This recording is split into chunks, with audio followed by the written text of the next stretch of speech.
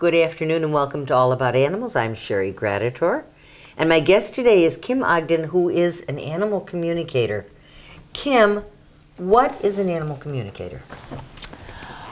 An animal communicator is a person who can communicate with an animal the way the animal knows how naturally. So, for example, animals communicate beautifully by actually sending people their thoughts, by sending people images, and by sending people feelings. It is done, I call it intuitively, from the heart and from the consciousness. Most people would say telepathically, tele meaning distance, path meaning from the heart. I don't call myself an animal psychic because sometimes psychic can carry a bad connotation with it. I do like to really just feel it's a God-given intuitive gift, but one that can be learned by anyone. I've had the experience where truck drivers, housewives, airplane pilots, artists, they will come to some of my classes or watch the DVD and learn how to do it. And the trick is, Sherry, it ain't hard. It's really not that difficult. You have to be able to focus on the animal, which most people can. You have to be able to trust that you can actually do this. And you do have to be quiet. You have to be able to clear your brain of chatter somewhat. You don't have to be a monk in a monastery, but you have to clear your brain of chatter somewhat so you can let in the thoughts, feelings, and mental images of the animal that you're communicating with. Now, you do this in a multitude of ways. You do this by phone. You do this with a photograph, am I correct? Yes, most of my work is actually done by phone and with a photo of the animal. There's no magic in the photo. It's not that I sense the energy from the photo. There's nothing like that. It's just that I just really need to know that I'm communicating with the right animal. I mean, somebody says I have a gray tabby with green eyes. Okay, there's like a million, you know, but there's only one of your gray tabby. So I ask the person for an image so that I really know that I'm making the right connection. And it's kind of like, some people describe it as having an invisible telephone line to the animal friend. Okay? Some animal communicators think of it as dialing into the specific energy of that animal so that you can establish the communication. There's a million different explanations of how it's done, and they're probably all correct. But for me, as long as I have a photograph of the animal and I get very quiet, I do a lot of prep work before, like say a photo appointment's at 10 a.m. I will start maybe about 9:30, 9:15, just for myself, prepping, centering myself, make sure that I'm free of the tensions of the day. Getting rid of the static, exactly, or else I won't be a clear sounding board or receptor for static interferes with reception. It does. Thank you. Yeah, that's a beautiful way of putting it. You said it in about 3 sentences. It took me about 15. So. Well. Yeah, no, that's exactly how it's done. And most of the work, because there's a lot of clients in California or, you know, New York or whatever, everything from bunnies to horses to pigs, you know, mostly cats and dogs. I guess I would say that my specialty area is behavior changes. You know, why is my cat urinating out of the litter box? Why is my dog biting other dogs? I had 2 cats that were friendly for a while, and now they just seem to really turn on each other. Why? I have a dog that I know loves me, and I've had this dog from a year, but the dog will occasionally attack me when I come into the bedroom. Why? You know, different things like that. And then there are the cases that are a little more sad. You know, I have a 15-year-old cat who just really seems to be very unhappy. Is it time to stay or is it time to go? You know, I can take those cases too. That's hard. That's hard. It's hard for the animal friend usually to say, I'm ready to go, when they know that their person is suffering so much. And I've had many cases throughout the years, because I've been doing this now. You were one of the first ones that had me on a show in 1998. Yeah, remember? It was a long time ago. Yeah, it was a long time ago. That was when you talked to my cockatiel. And he told you that he bit me because he liked the taste of my skin, and I wanted to wring his little bird neck. Right, right. And I said, it's yummy. nice that my skin is yummy, but it hurts me. Kim, do me a favor. Would you tell that bird that it hurts? And you remember what he said? No. He said, I don't care. Oh no! Now, did he keep biting you? Oh no! Yes, he oh did. no! Oh no! Oh. But usually, if it's a dog, say for example, I will tell them that that the human doesn't have the nice hair that they have, and it hurts so much. Okay. For cats, there was this lady that was diabetic. She lives in Indiana, and literally, if her cat scratched her, which it did, she could have serious repercussions. Yeah. When I explained to the cat that this actually hurt to the lady to the point where the lady would get sick, the cat did stop immediately. So sorry about the cockatiel. Well, he wasn't do you have a nice any? bird. Do you have any marks left? I hope not.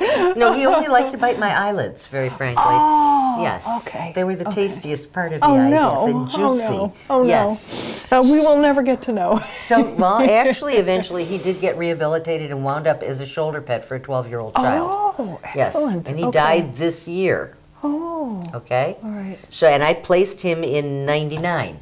Oh, all right. So from '99 until 2011, that bird that's lived.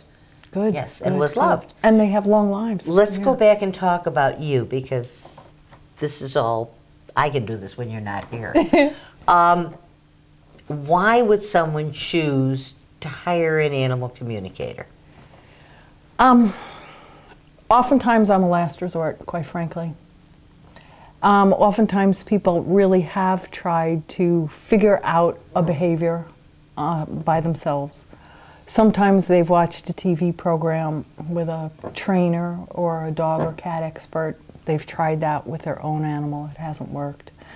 Sometimes they'll try other expert help, and then someone will recommend my services, and when I explain to them that you can get it straight from the horse's mouth, so to speak, about why an animal is doing something, most often there's some kind of skepticism, but the results speak for themselves, and the animal always has some reason that it engages in a specific behavior.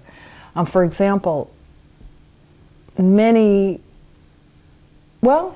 just makes such sense. Many cats that urinate out of the litter box really do so because, quite frankly, they'll say the litter box stinks.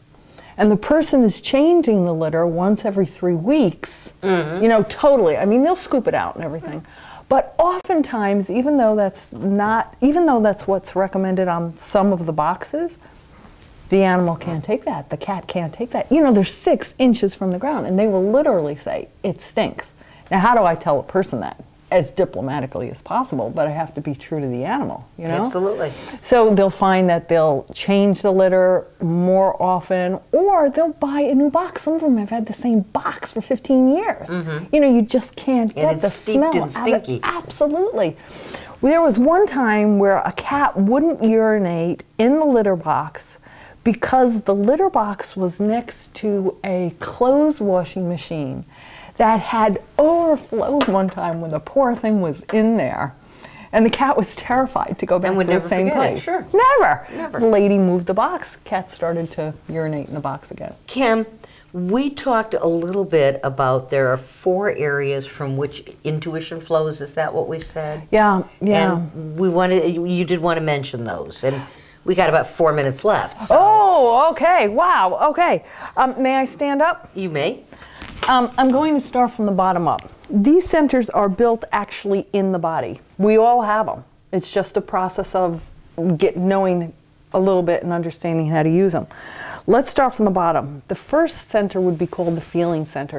I felt it in my gut. It's a gut feeling. Okay. This is where the animal will send you their feeling, whether it's happy, sad, an achy right paw, your right hand might start to ache, okay? You'll turn over your dog's paw and there might be a splinter, okay? Feeling center, okay? Then there's the hearing center, literally, like speakers. You can actually hear Churi, for example's thoughts, okay? And they will come across crystal clear. They won't be baby talk, they won't be abridged language. they'll be sometimes very sophisticated words and thoughts. Then there's the vision center, and the vision center, some people call it the third eye right here. This is where the animal will send a picture, either a snapshot or like a little DVD of something. And you'll get to see where they lived, who they lived with, maybe if they were abused, how they were abused. Or what scared them. An image, or what scared them, exactly. And then the knowing center, and Sherry, you're great at this, just knowing. This is at the crown chakra, the top of the head, where maybe you won't feel, hear, or see anything, but you will just know. And that is the center that's most difficult to trust, but the center that's really the most powerful.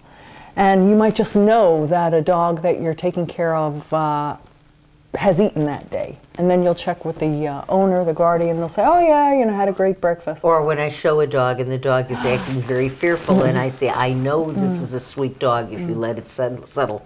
And I do know, although I've only seen that dog for 5 or 10 minutes. Right, so you're a knowing type of person, yeah.